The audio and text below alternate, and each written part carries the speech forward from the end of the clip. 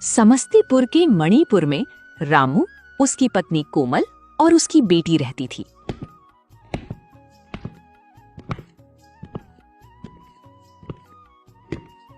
भाई, बेटी भूखी है, एक रोटी दे दो।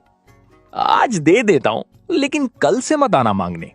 माँ, बहुत भूख लगी है, पिताजी कब आएंगे? बस बेटी, आते ही होंगे। रामू उदास होकर घर आता है। रामू अपने भाई से 2 रोटी मांग के लाया होता है। तीनों मिल बांट के खा लेते हैं। क्या आज काम मिला? नहीं भगवान, आज भी कोई काम नहीं मिला। पिताजी, मेरे दोस्त मेले में मिठाई खा रहे हैं, मुझे भी मिठाई चाहिए। बेटा, मेरे पास पैसे नहीं है। बच्चे की छोटी सी खुशी भी पूरी नहीं हो रही। यही बात मुझे सबसे ज्यादा दुख देती है।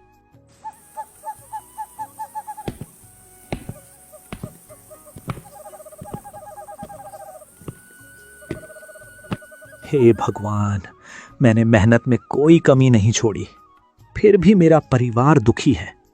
मैं कैसा बाप हूं जो अपनी बेटी की खुशी भी नहीं दे सकता। अब इस जीवन का क्या मतलब? आज मैं अपनी जान दे दूंगा।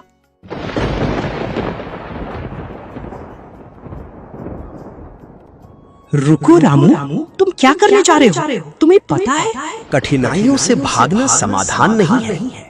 लेकिन मैं अपने परिवार को खुश नहीं रख पा रहा। तुम्हारी मेहनत और ईमानदारी से मैं प्रसन्न हूँ। भगवान एक मटका देते हैं। ये जादुई मटका है, इससे जो भी मांगोगी मिल जाएगा। धन्यवाद प्रभु।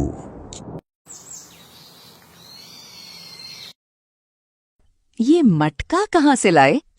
भगवान ने दिया है। सच में? हे मटके, मिठाइयाँ दे दो।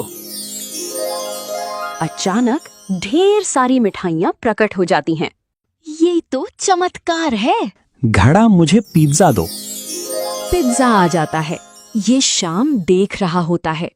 सबके सो जाने के बाद शाम घड़ा चुरा लेता है। हे मटके, मुझे सोने के हजारों सिक्के दो। सिक्के प्रकट हो जाते हैं।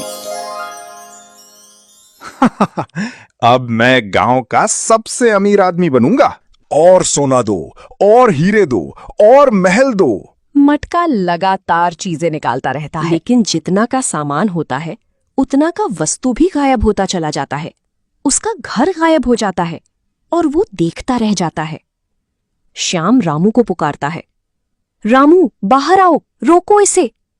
जब तक रामू बाहर आया, वो सोना कोयला बन गया। मेरे लालच ने सब बर्बाद कर दिया। गलती मान लेना ही सबसे बड़ी बात है। अचानक भगवान प्रकट होते हैं। जो चीज किसी के नसीब में होती है, वो उसे मिलकर ही रहती है। इसलिए दूसरों की खुशी और सफलता से जलने के बजाय उनका सम्मान करें, क्योंकि हर इंसान को वही मिलता है जो उसकी किस्मत और मेहनत में लिखा होता है। अब मैं कभी लालच नहीं करूंगा।